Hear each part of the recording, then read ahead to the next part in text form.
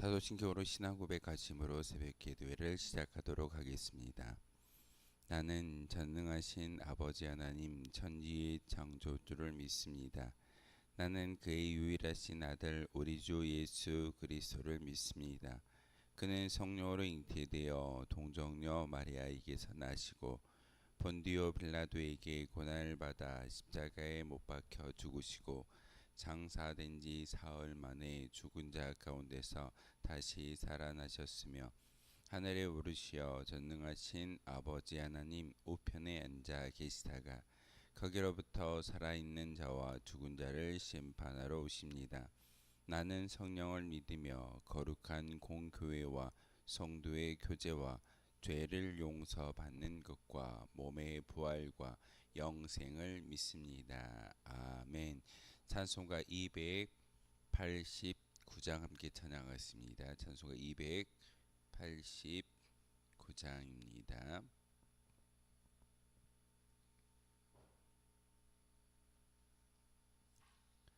찬송가 289장입니다.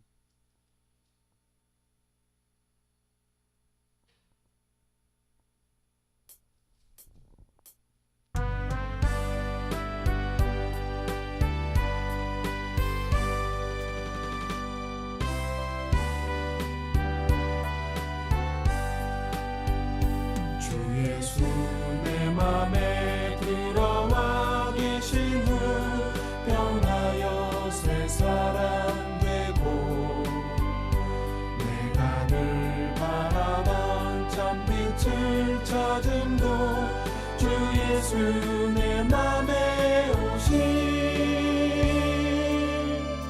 주 예수 내 맘에 오신 주 예수 내 맘에 오신 불빛 내 맘에 기쁨이 넘치는 주 예수 내 맘에 오신 주 예수 내 맘에 들어와 계신 후 망령된 행실을 끊고 보다도 더 많던 내 죄가 은보다 더 희어졌네 주 예수 내 맘에 오신 주 예수 내 맘에 오신 불빛 내 맘에 기쁨이 넘치는 주 예수 내 맘에 오신 내 맘의 소망을 든든히 가지는 주 예수 내 맘에 오신 의심의 구름이 사라져버린도 주 예수 내 맘에 오신 예수 내 맘에 오신 주 예수 내 맘에 오신 불빛 내 맘에 기쁨이 넘치는 주 예수 내 맘에 오신 사망의 음침한 골짜기 가다가 밝은 빛 호련히 비춰 저 멀리 하늘문 환하게 보임도 주 예수 내 맘에 오신 주 예수 내 맘에 오신 주 예수 내 맘에 오신 내 맘에 기쁨이 넘치는 주 예수 내 맘에 오신 내가 저 천성에 올라가 살기는 주 예수 내 맘에 오신 천성에 올라가 주님을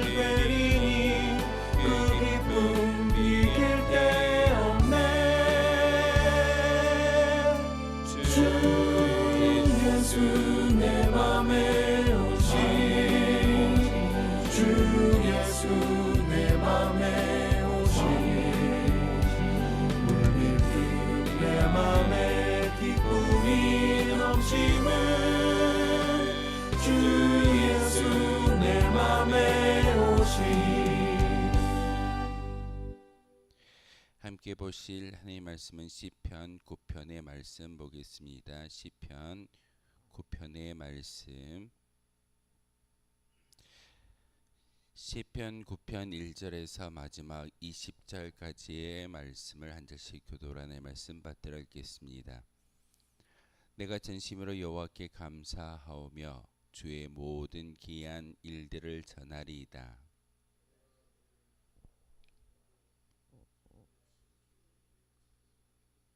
내 원수들이 물러갈 때에 주 앞에서 넘어져 망함이니이다.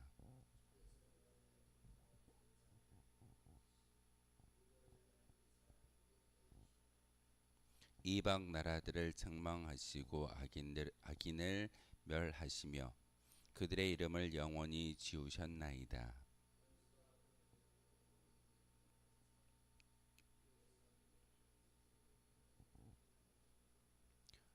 여호와께서 영원히 앉으시며 심판을 위하여 보좌를 준비하셨도다.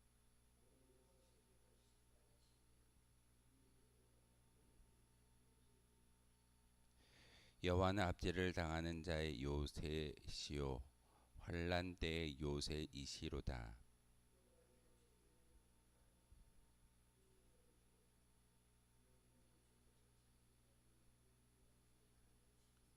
너희는 시온에 계신 여호와를 찬송하며 그의 행사를 백성 중에 선포할지어다.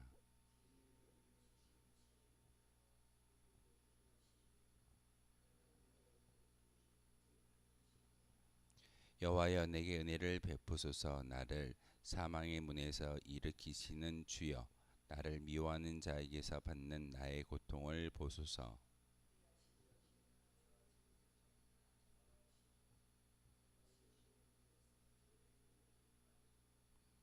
이방 나라들은 자기가 판 웅덩이에 빠지며 자기가 숨긴 그물에 자기 발이 걸렸도다.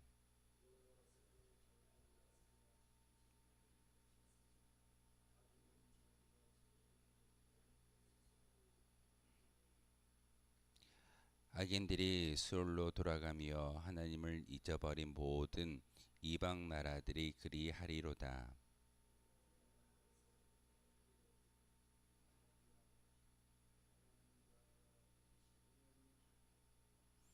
여호와여 일어나사 인생으로 승리를 얻지 못하게 하시며 이방 나라들이 주 앞에서 심판을 받게 하소서.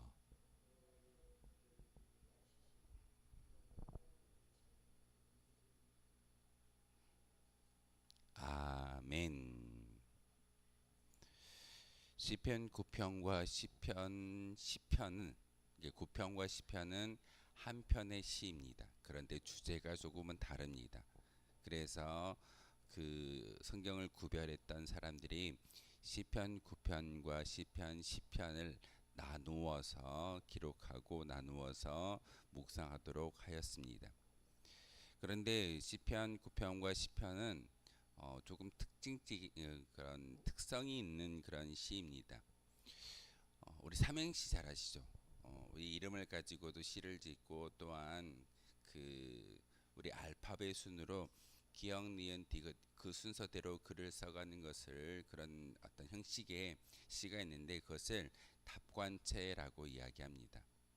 알파벳의 순서에 맞추어서 기역으로 시작하는 단어로 시를 짓고 니은으로 디귿으로 이런 식으로 알파벳의 순서에 맞게끔 시를 지어가는 그런 시가 바로 답관체인데 시편 9편과 시편 10편은 이렇게 답관체 그래서 히브리어 알파벳 순으로 기록되어져 있습니다. 우리가 이제 번역되어져 있고 번역된 성경을 읽다 보니까 우리는 그렇게 많이 이 글에 대해서 답관체인지 아닌지를 잘 알지는 못하지만 원서를 보게 되면 원래 지어졌던 그런 히브리어의 그런 시를 보게 되면 알파벳 순서대로 이게 지어졌다라는 것을 확연히 볼 수가 있습니다. 시편 9편과 10편은 한 시라고 제가 말씀을 드렸는데 이 답관체를 통해서 가나다 순으로 시가 지어졌고 그 주제가 바로 9편은 찬송의 감사의 시이면서 시편 10편은 애곡의 시입니다. 애가시입니다. 개인의 그런 어려움이 임하여졌을 때 하나님 나의 환난과 나의 어떤 고통을 건져 주십시오라는 그런 주제가 나누어져 있는 것이 시편 9편과 시편의 이야기입니다. 특별히 오늘은 9편의 말씀을 통해서 하나님께 어떤 찬송의 시를 올려드리고 있는가를 다윗의 시를 통하여서 다시 한번 깨닫기를 소망합니다. 특별히 오늘 본문에 보면은 1절 시편의 1절은 바로 이게 참 많은 어떤 주제가 달리 기록되어졌다라는 것을 알 수가 있게 합니다. 내가 전심으로 여호와께 감사하며 주의 모든 기이한 일들을 전한다라고 시편 9편 1절을 통해서 이야기하고 있고, 뭐 내일 함께 읽겠지만 시편의 1절에 보시면 여호와여 어찌하여 멀리 서시며 어찌하여 환난 때에 숨기십니까? 라고 이야기하는 것이 오늘 본문의 어떤 구별점입니다. 그리고 제가 시편을 묵상할 때 가로 열고 닫고의 셀라라는 그런 특징을 제가 말씀을 드렸을 겁니다. 셀라가 기록되어져 있는 그 전 이야기와 그 후 이야기가 주제가 조금 다릅니다.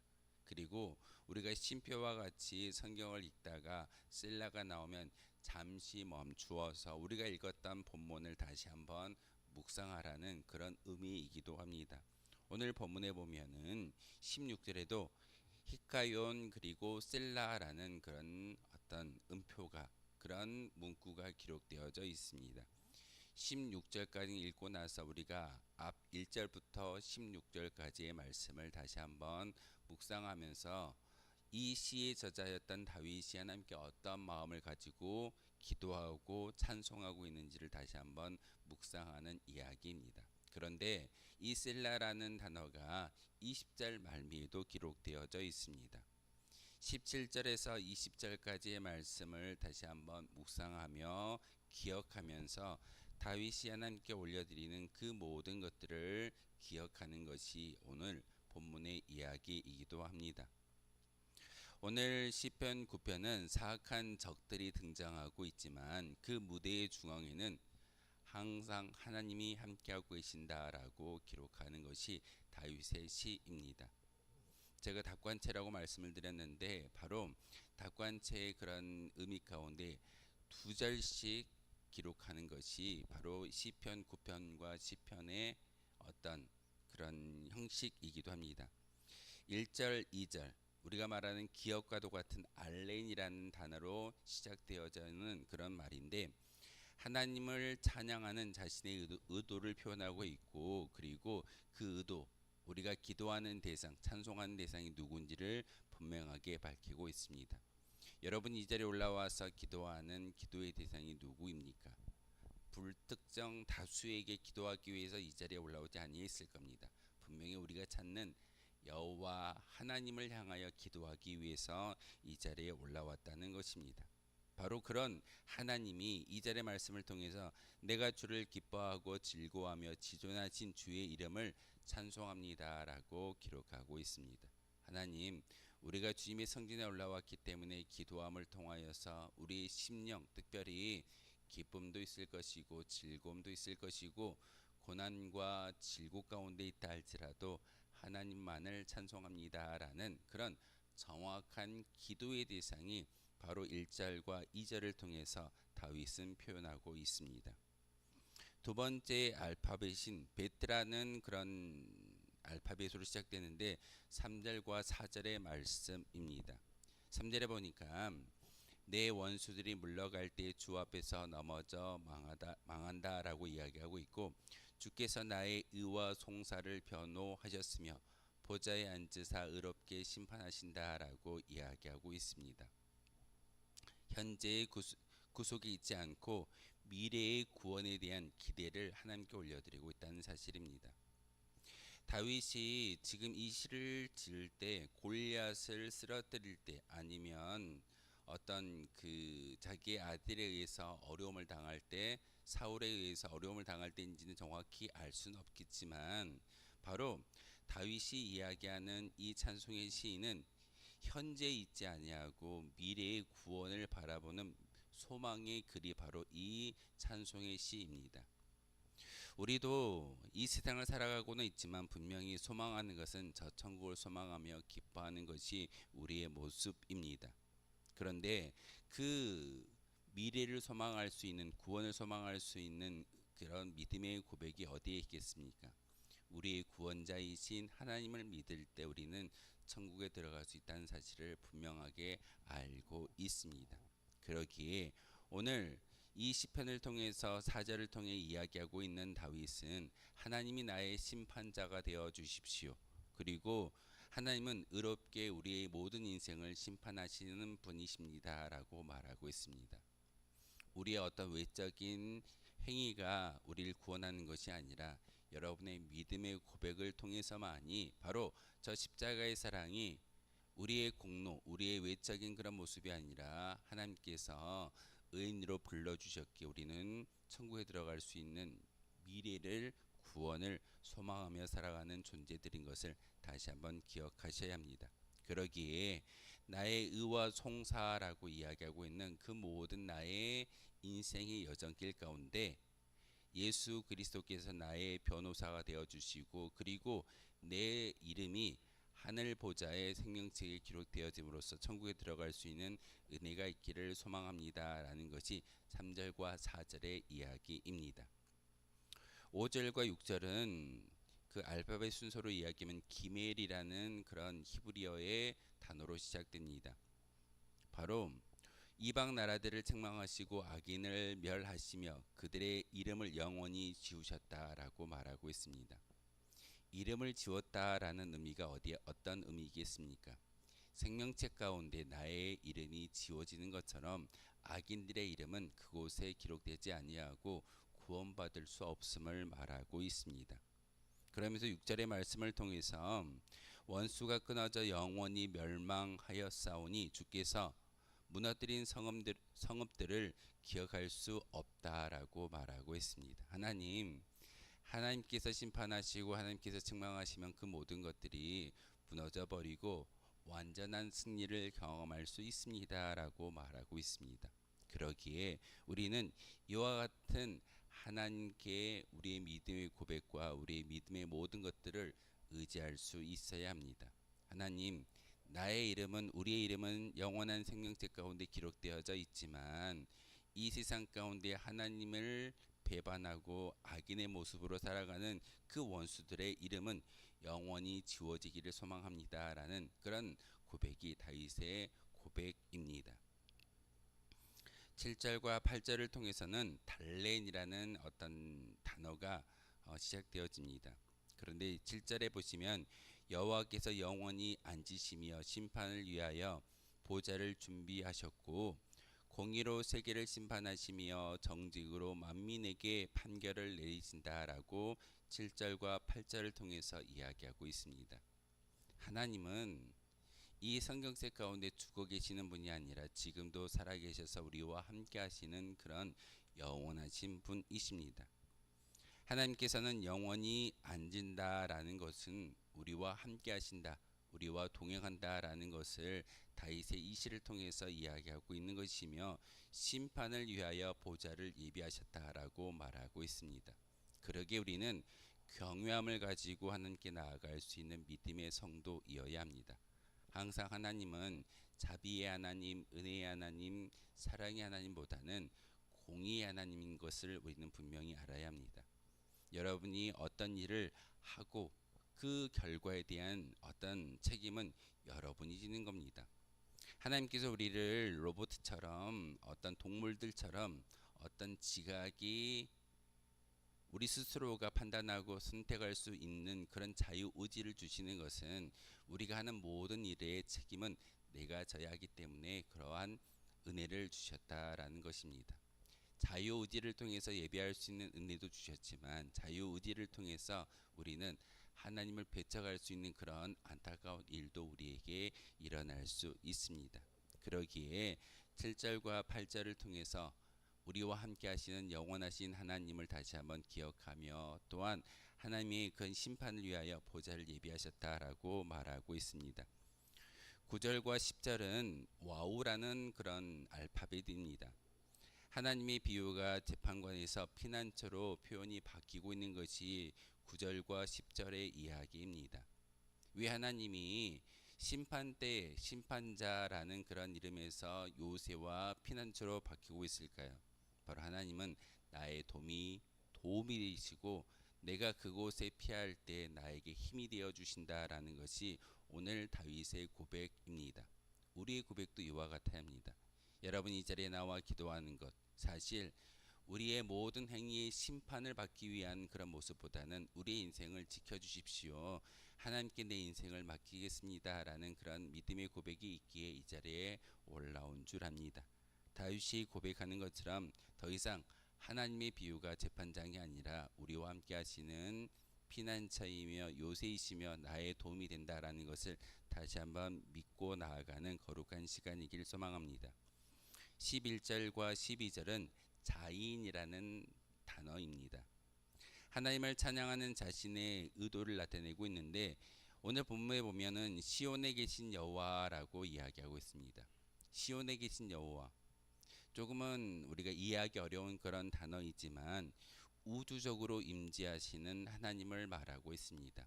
바로 이곳에서도 하나님을 만날 수 있는 것이고 삶의 자리에서도 하나님을 만날 수 있는 그런 은혜가 바로 하나님의 성품이고 특징입니다. 그런데 피 흘리심을 신문하시는 이라고 표현하고 있는데 모든 악인들의 심판자가 되어 주신다라는 그런 의미이기도 합니다.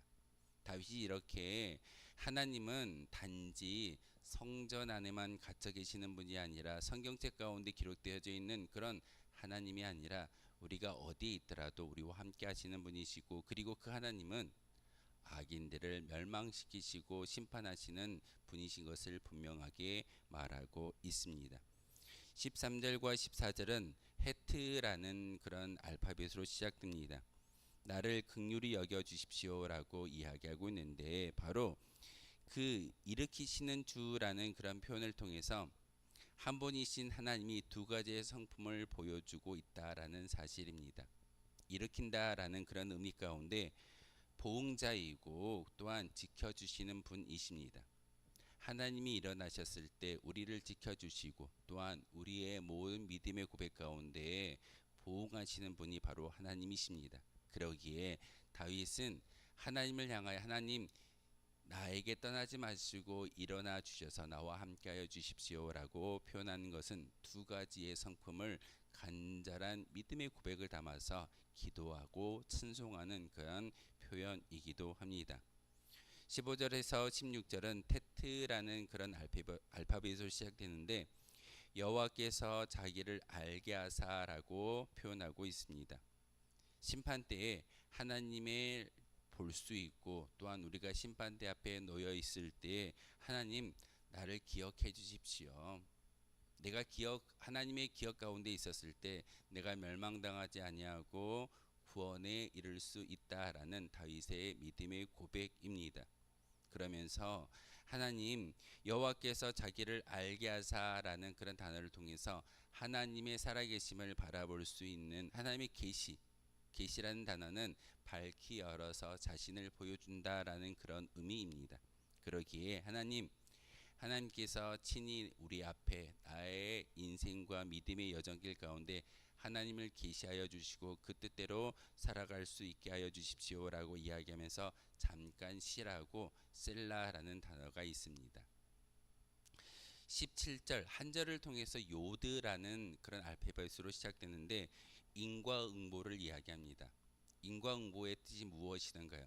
선한 일을 하면 좋은 것이 있고 나쁜 일을 하면 어려움을 당한다라는 것이 인과응보의 그런 원칙입니다.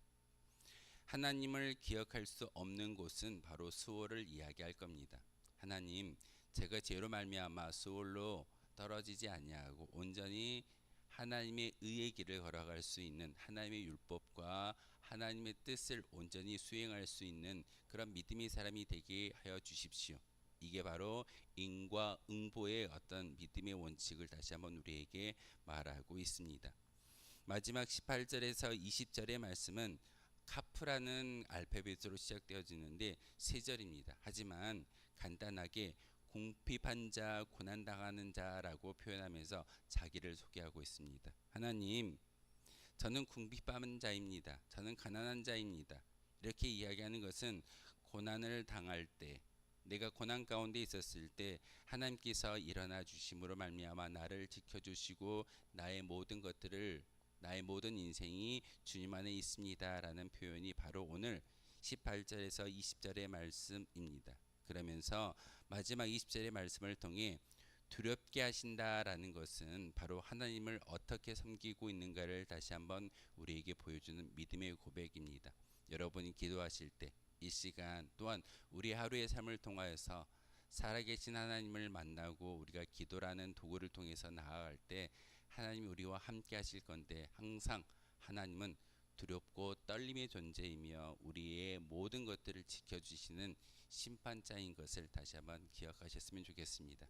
하지만 심판자로서만 나와 있는 것이 아니라 우리가 그분께 피할 수 있는 피난처이며 요새다라는 사실도 함께 이 말씀을 통해서 우리에게 기억하게 하고 계시니, 오늘 기도하실 때 피난처가 되어주시고 요새가 되어주시며 특별히 우리의 믿음의 모든 간국 가운데에 심판자가 되어주시는 하나님을 만날 수 있는 저와 여러분 되어주시기를 주님의 이름으로 소망하겠습니다.